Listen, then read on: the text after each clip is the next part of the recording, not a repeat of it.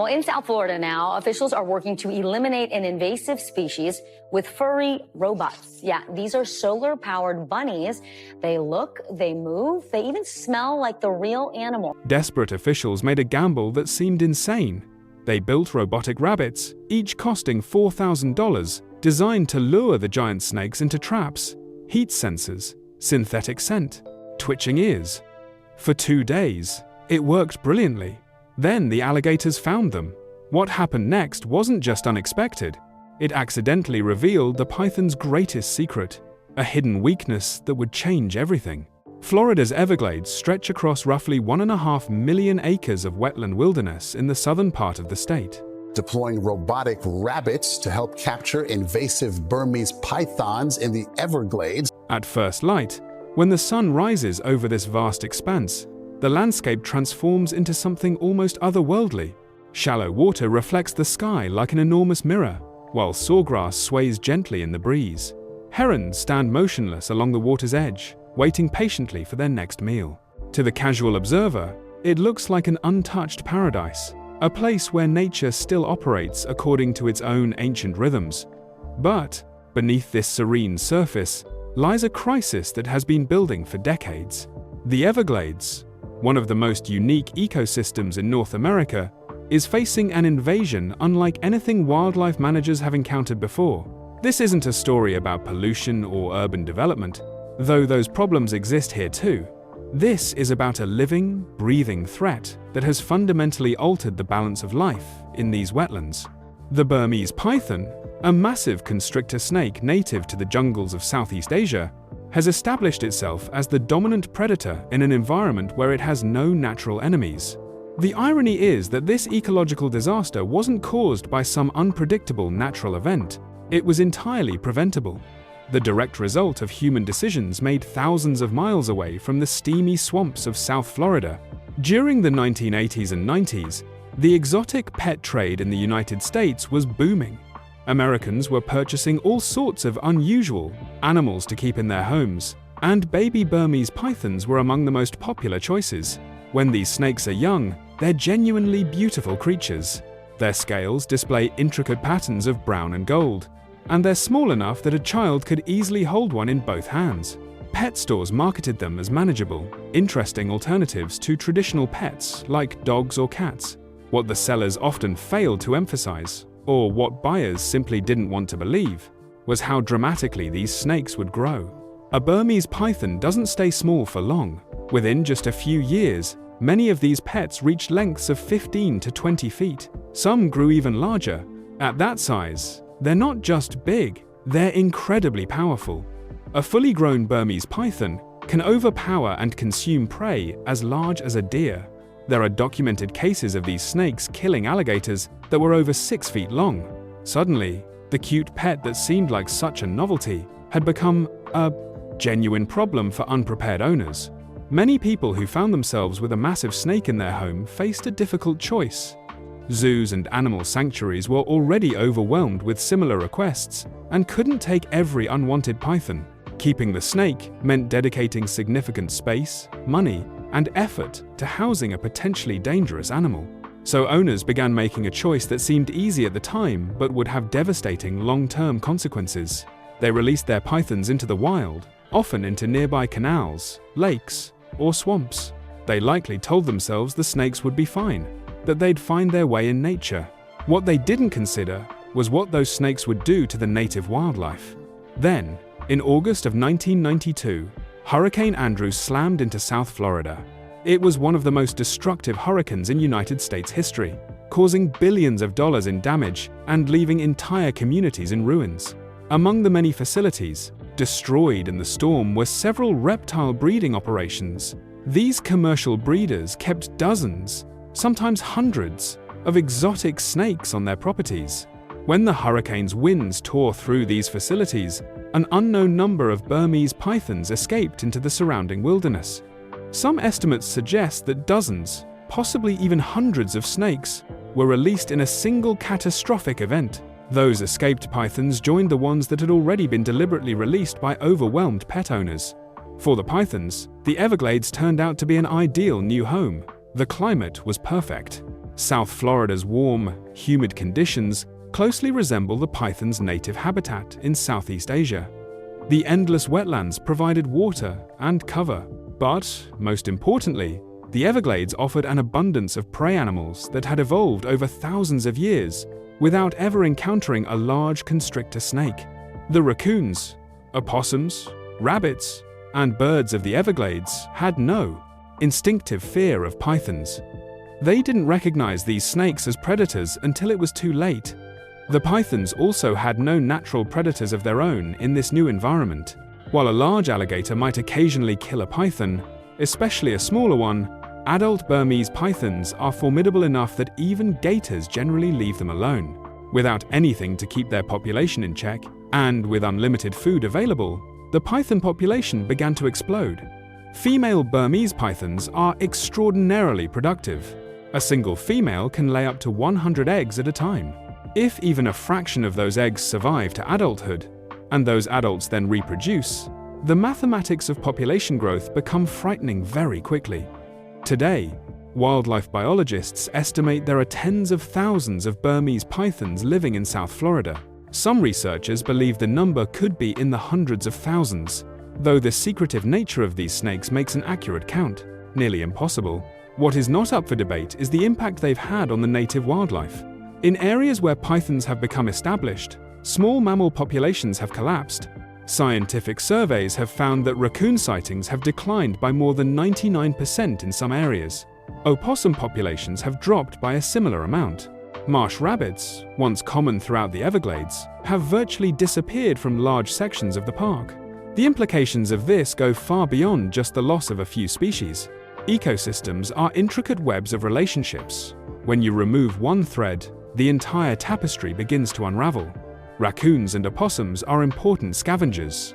They consume carrion and help break down dead organic matter. Without them, that material lingers in the environment, changing soil chemistry and affecting plant growth. Marsh rabbits are prey for numerous predators, including bobcats, hawks, and owls. When the rabbits disappear, those predators either starve, move elsewhere, or switch to other prey species, which then come under additional pressure. The entire food web has been fundamentally disrupted. Some of the encounters between pythons and native wildlife have been genuinely shocking. Wildlife cameras and research teams have documented pythons consuming prey that seems almost impossibly large. One python was found with a full-grown white-tailed deer inside its stomach. In another well-documented incident, a python and an alligator fought each other to the death, both animals succumbing to the injuries they inflicted on one another. These aren't isolated incidents. They're examples of a new and dangerous predator establishing dominance in an ecosystem that was never meant to support it. By the early 2000s, wildlife managers and conservation biologists recognized they had a serious problem. The question was what to do about it. The Everglades is an enormous area, much of it difficult or impossible to access by conventional means. The pythons are masters of camouflage, spending much of their time hidden in vegetation or underwater. They're most active at night, when they're even harder to spot, and they reproduce so quickly that even removing hundreds or thousands of snakes might not make a meaningful dent in the overall population. The challenge facing Florida was unprecedented. How do you fight an invisible army of predators scattered across 1.5 million acres of swamp? Florida's response to the python invasion began with what seemed like a straightforward idea. If the state needed to remove tens of thousands of snakes from the Everglades, why not get the public involved? In 2013, wildlife officials launched what they called the Python Challenge. It was designed to be a major event, something that would attract attention from across the country and maybe even around the world. The concept was simple enough. Anyone willing to register could head into the Everglades and hunt for pythons. There would be cash prizes for whoever caught the most snakes, along with additional prizes for the longest python captured. The media coverage was extensive, and the event generated exactly the kind of publicity officials had hoped for. Hundreds of people signed up to participate. They came from all over Florida and beyond. Many of them experienced hunters and outdoors enthusiasts who relished the challenge. Others were curious amateurs who figured they might get lucky. The participants arrived with all manner of equipment. Some brought airboats to navigate the shallow waters. Others carried machetes to cut through dense vegetation. Powerful flashlights were essential, since pythons are most active after dark. For several weeks, these amateur python hunters combed through accessible areas of the Everglades, searching for their quarry. When the challenge ended and the results were tallied, the total number of pythons captured was 68. 68 snakes. After weeks of effort by hundreds of people covering as much ground as they could manage. To put that number in perspective, biologists estimated there were tens of thousands of pythons in the Everglades, possibly many more. The Python Challenge had removed a fraction of a percent of the population. It had been an impressive publicity stunt. People talked about it, news outlets covered it, but as an actual solution to the python problem, it had barely made a dent. The challenge revealed something important though. Finding pythons, even when you're actively looking for them, is extraordinarily difficult. Recognizing that volunteer efforts wouldn't be enough, Florida moved toward a more professional approach. The state established the Python Elimination Program, which essentially turned python hunting into a job. Instead of relying on enthusiastic amateurs during special events, Florida would pay licensed contractors to hunt pythons year-round. These weren't casual weekend hunters. They were experienced outdoorsmen and women who knew the Everglades intimately. They understood the terrain, the wildlife, and the challenges of working in such a harsh environment. The program paid hunters an hourly wage for their time in the field, plus bonuses for every python they captured and removed. Larger snakes earned bigger bonuses. The Python Elimination Program was more effective than the public challenge had been, certainly. The professional hunters working regular shifts were removing more snakes consistently, but the economics of the program were troubling. The state was spending millions of dollars to pay contractors to patrol an absolutely massive area. Even working full-time, the hunters could only cover a tiny fraction of the Everglades on any given day.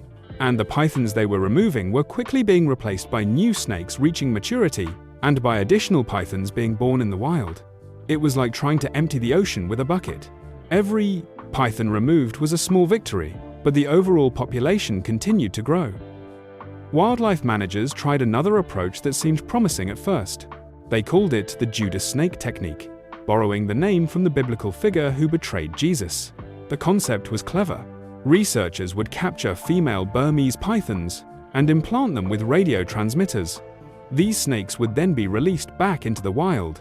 The idea was that male pythons, driven by their breeding instincts, would seek out these females during mating season. By tracking the radio signals from the Judas snakes, hunters could follow them directly to other pythons, potentially finding multiple snakes in breeding aggregations. The technique did produce results. Hunters were able to locate and remove pythons they never would have found otherwise. During the breeding season, a single Judas snake might lead researchers to several males. But the method had significant limitations. It only worked during specific times of the year when pythons were actively seeking mates. The rest of the time, pythons are largely solitary, and the Judas snakes weren't leading hunters anywhere useful. The technique also required significant investment in equipment and tracking technology, and like the other methods, it simply couldn't scale to the size of the problem. There were too many pythons spread across too much territory. After years of trying different approaches, a frustrating pattern had emerged. Every method Florida tried worked to some degree, but none of them worked well enough. The fundamental problem was one of scale and detection. The Everglades is simply too vast, and pythons are too good at hiding. A human hunter, even an experienced one, relies primarily on vision to find snakes. They look for movement, for unusual shapes, for anything that doesn't belong in the landscape. But pythons are ambush predators that have evolved to be nearly invisible. They can remain motionless for hours.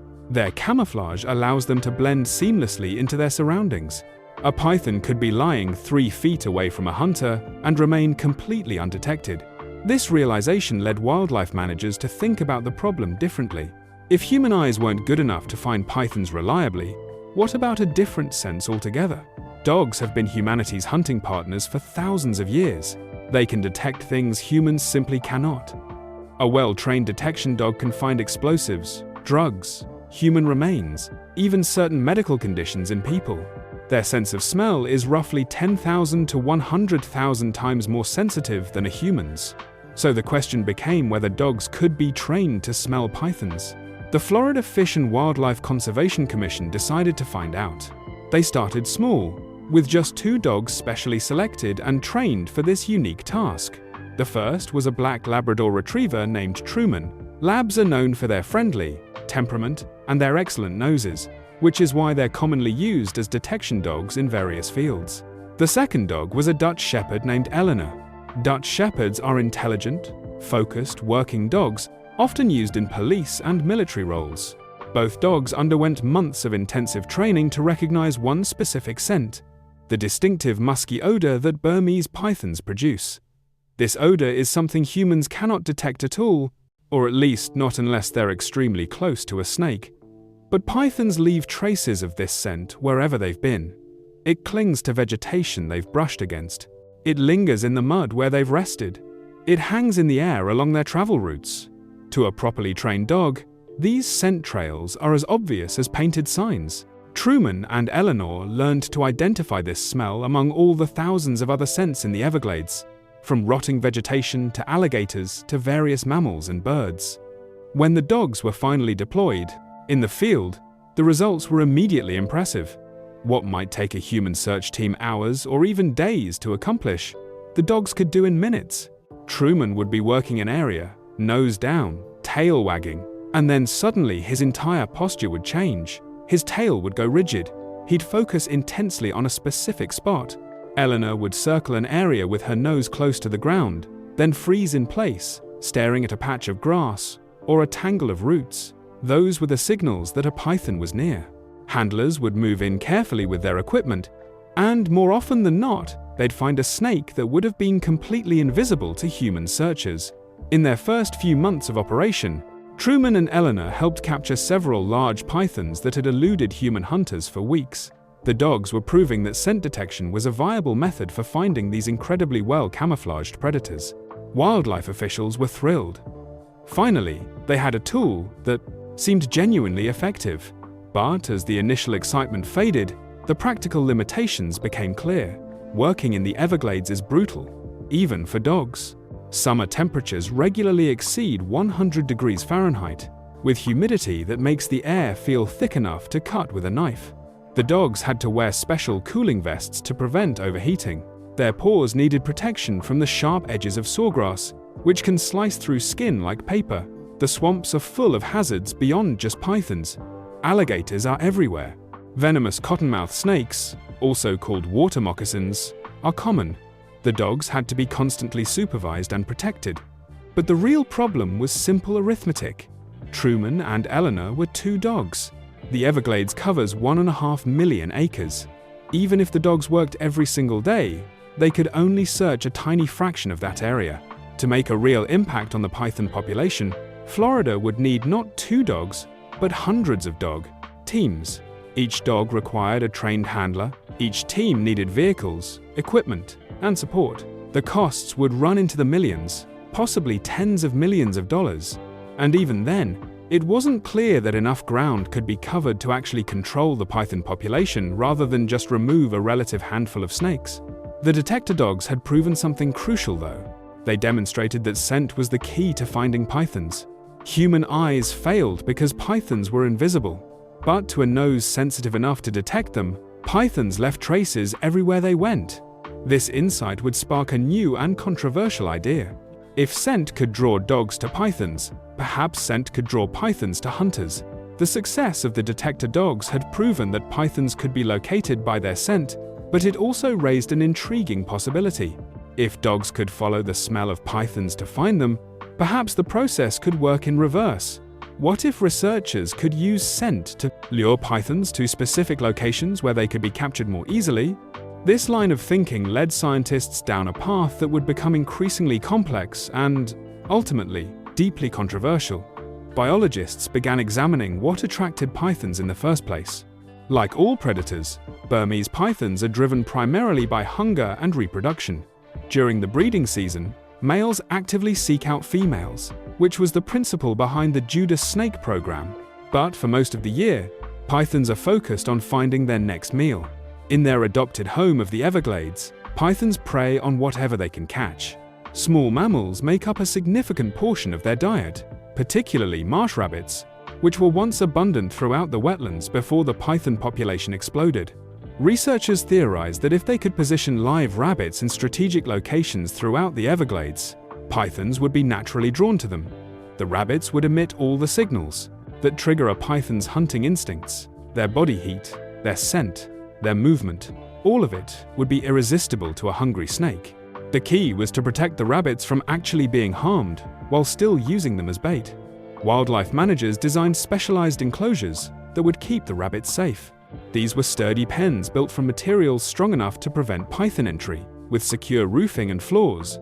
The idea was that pythons would approach these enclosures, attracted by the presence of live prey, and human teams monitoring the sites could then capture the snakes. The initial trials began on a small scale in carefully controlled study areas. Researchers placed several of these protective pens containing live marsh rabbits along known python travel routes in sections of the Everglades where python activity was particularly high.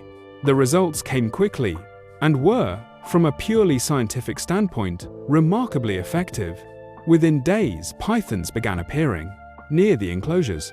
The snakes would approach slowly, their tongues flicking out to taste the air, processing all the chemical information that told them prey was nearby. They would investigate the pens thoroughly, sometimes spending hours trying to find a way inside. Camera traps positioned near the enclosures captured footage that confirmed what researchers had hoped. The live bait approach worked extremely well as a lure. Pythons that might never have been spotted by human patrols were now concentrating themselves in predictable locations. Teams could position themselves near these bait stations and wait for pythons to arrive, rather than spending countless hours searching through the swamps hoping to stumble across a snake. In the first few weeks of the trials, researchers were capturing pythons at a rate far higher than any previous method had achieved. But there was a problem that had nothing to do with the effectiveness of the technique. The images and descriptions of these experiments began to circulate beyond the scientific community. Photographs showed small rabbits huddled inside pens, while massive pythons, some over 15 feet long, coiled around the outside of the enclosures. Video footage captured the obvious distress of the rabbits as predators investigated their cages. To anyone watching, it was clear the rabbits were terrified, even if they were physically protected. Animal welfare organizations responded swiftly and with considerable anger. They argued that using live animals as bait, even with protections in place, constituted psychological cruelty. The rabbits might not have been physically harmed, but they were being subjected to prolonged fear and stress. Advocacy groups pointed out that these were not wild rabbits who might naturally encounter predators, but animals being deliberately placed in situations designed to attract those predators. The criticism spread rapidly through social media and traditional news outlets. What wildlife managers had seen as an innovative conservation technique, the public increasingly viewed as an unethical experiment. The backlash intensified as more people became aware of the program. Petitions circulated demanding the trials be stopped. Animal rights activists organized protests. Media coverage shifted from highlighting the python problem to questioning the methods being used to address it. The optics were terrible for Florida wildlife officials. They found themselves in the uncomfortable position of defending a program that, while scientifically sound, appeared cruel to many observers. The political pressure became overwhelming. Faced with mounting public opposition and the threat of legal challenges, state officials made the decision to shut down the live bait program. Funding was withdrawn, and the experiments were discontinued. The rabbits were removed from the field stations, and the protective enclosures were dismantled. From a conservation perspective, it was frustrating. The conservation was company tone. Method had been working better than almost anything else they'd tried.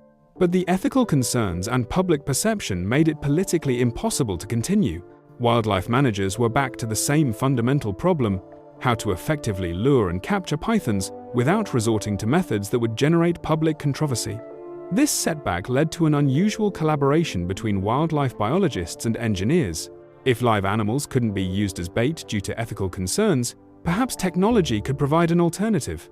The idea emerged to create artificial lures that could mimic everything a python found attractive about live prey, without involving any actual animals.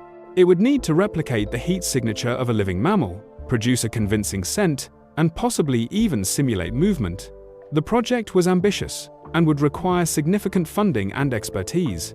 But if it worked, it could provide a solution that was both effective and ethically acceptable. The result of this collaboration was something that seemed almost absurd on the surface, but represented sophisticated engineering underneath. Researchers developed what they called the robotic rabbit, or robo-rabbit for short. Each unit was carefully designed to appeal to a python's sensory systems. The exterior was constructed from weather-resistant materials that could withstand the harsh conditions of the Everglades. This core structure was then covered with synthetic fur that approximated the texture and appearance of a marsh rabbit's coat. Inside each robotic rabbit was a specialized thermal pad that generated heat continuously. This wasn't just any heat source. It was calibrated to maintain a temperature of approximately 99 degrees Fahrenheit, matching the body temperature of a living marsh rabbit. Pythons hunt using heat-sensitive organs on their faces, called pit organs, which allow them to detect the infrared radiation emitted by warm-blooded prey. The thermal pads were designed to trigger these same sensory organs. To a python's heat-sensing pits, the robotic rabbit would appear nearly identical to actual prey. But the heat alone wasn't enough. Pythons also rely heavily on their sense of smell, using their forked tongues to collect chemical particles from the air and transfer them to sensory organs in the roof of their mouths. The robotic rabbits were equipped with small battery-powered emitters that released a synthesized chemical compound designed to mimic rabbit scent. Researchers had analyzed the natural musk of marsh rabbits and worked with chemists to create an artificial version that would drift on the breeze just like the real thing. Some of the more advanced models even included tiny servo motors that created subtle movements. Ears would twitch occasionally. The nose might shift slightly.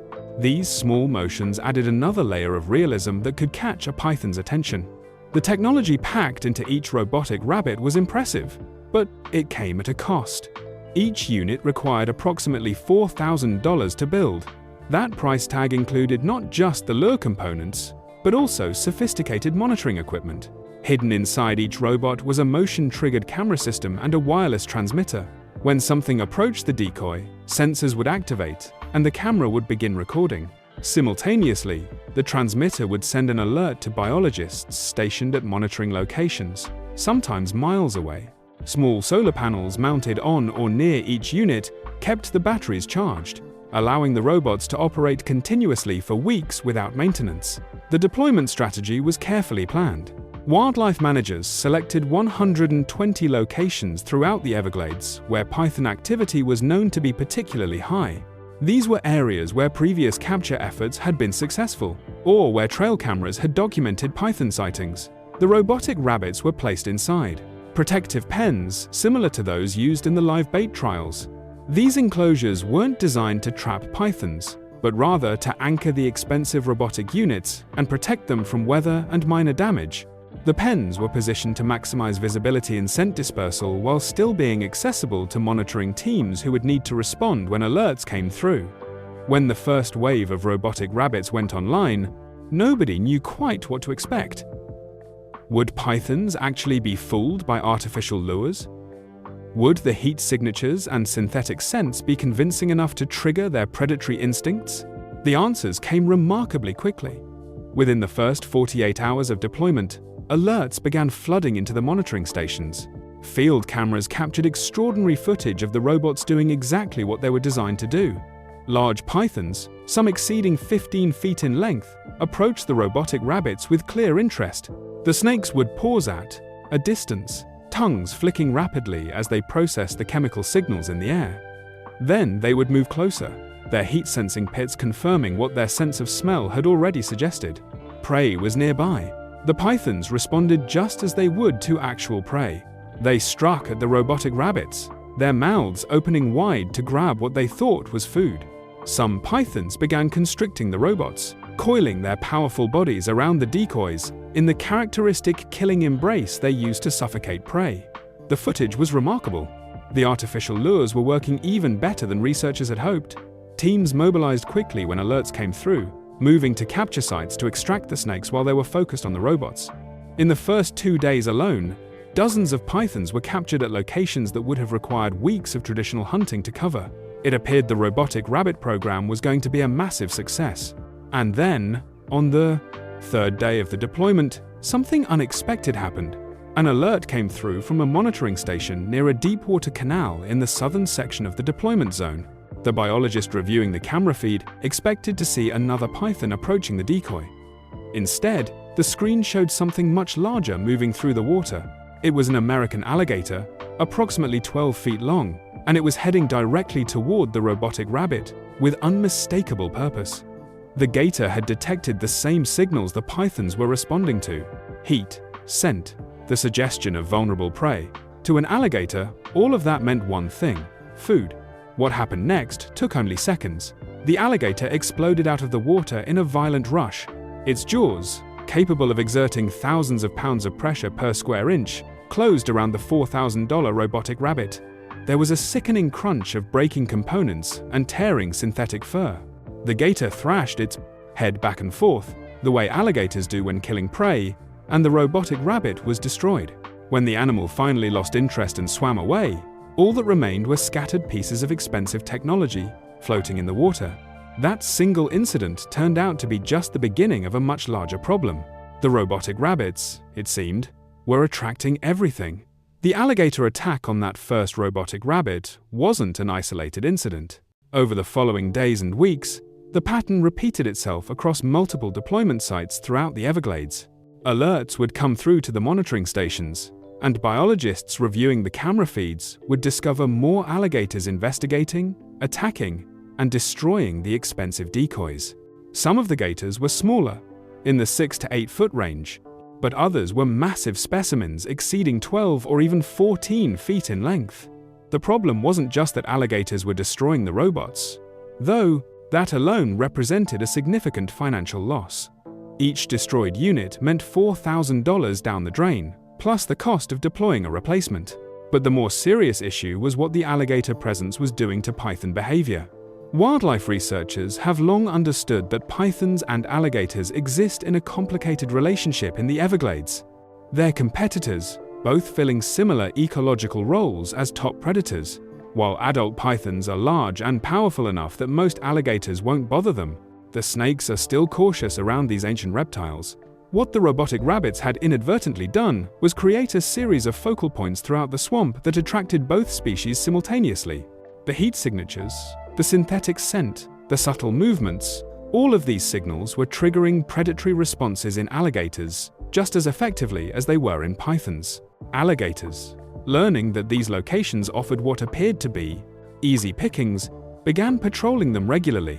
Some gators seemed to check the same robotic rabbit multiple times per day. The pythons, meanwhile, were doing exactly what any sensible predator would do when a larger, more dangerous competitor is present. They were staying away. Camera footage showed pythons approaching deployment sites, getting close enough to presumably detect the lures, and then retreating when they encountered evidence of alligator activity. The end result was that python captures dropped dramatically after the first few days. The robots that survived alligator attacks sat in their protective pens, generating their heat signatures and releasing their synthetic scent, but the target species was avoiding them. Wildlife managers watched with growing frustration as their expensive technological solution fell apart. They'd invested millions of dollars in developing and deploying these sophisticated lures, and now those lures were either being systematically destroyed or rendered ineffective. Dozens of robotic rabbits had been lost to alligator attacks. Many more sat unused because pythons had learned to associate them with danger. The program appeared to be heading toward complete failure. But before that decision was made, something unexpected emerged from the wreckage of the program. A young data analyst working with the monitoring team had been meticulously reviewing all the information collected by the robotic rabbits before they were destroyed or abandoned. Each unit had been recording constantly since deployment. The motion sensors logged every animal that passed by. The thermal cameras captured heat signatures from all manner of wildlife. Even the units that had been destroyed by alligators had transmitted data right up until the moment they were crushed. This analyst began cross-referencing information from all 120 deployment sites, looking for patterns that might not be obvious from examining individual locations. What emerged from this analysis was remarkable. The robotic rabbits hadn't just been collecting data about attacks or close approaches. They'd been functioning as a massive network of surveillance cameras, documenting wildlife movement patterns across a huge section of the Everglades. And when all that data was compiled and analyzed together, it revealed something nobody had expected to find. The pythons weren't moving randomly through the wetlands. They were using specific routes, hidden corridors of water and sawgrass that connected different areas of the swamp. The data showed pythons using these same pathways repeatedly, traveling between what appeared to be preferred hunting areas and resting spots. Even more interesting was what the data revealed about the relationship between pythons and alligators. The two species weren't just avoiding each other randomly. They were engaging in what biologists call temporal partitioning, using the same areas at different times to minimize direct encounters. Recognizing the potential significance of what they'd discovered, researchers took all the movement data and fed it into a machine learning system. The AI system began processing thousands of data points, looking for correlations and predictive indicators. What artificial intelligence discovered was stunning in its implications. The system didn't just identify where pythons had been, it began successfully predicting where pythons would be at specific times in the future. The AI had figured out that python movement wasn't random, but followed predictable patterns driven largely by their need to avoid alligators while still accessing productive hunting areas. Armed with these AI-generated predictions, python hunters could abandon the old strategy of sitting at fixed locations hoping snakes would appear. Instead, they could intercept pythons along their predicted routes at times when the AI indicated they'd likely be traveling through specific areas. The results were immediate and dramatic. Within weeks of implementing this new AI-guided approach, capture rates increased exponentially. Hunters were finding multiple pythons in single outings, something that had been extremely rare under previous methods. The AI had identified patterns in how large breeding females moved through the landscape, and by following these predictions, hunters were being led to breeding sites. These nesting areas were exactly what wildlife managers had been desperate to locate for years. A single breeding site might contain multiple large females and thousands upon thousands of eggs. In one particularly successful month, teams guided by the AI predictions removed more pythons from the Everglades than had been captured during the entire previous year of bounty hunting programs. The Robotic Rabbit program had been designed with a simple goal: to lure pythons to specific locations where they could be captured. By that measure, it had failed spectacularly.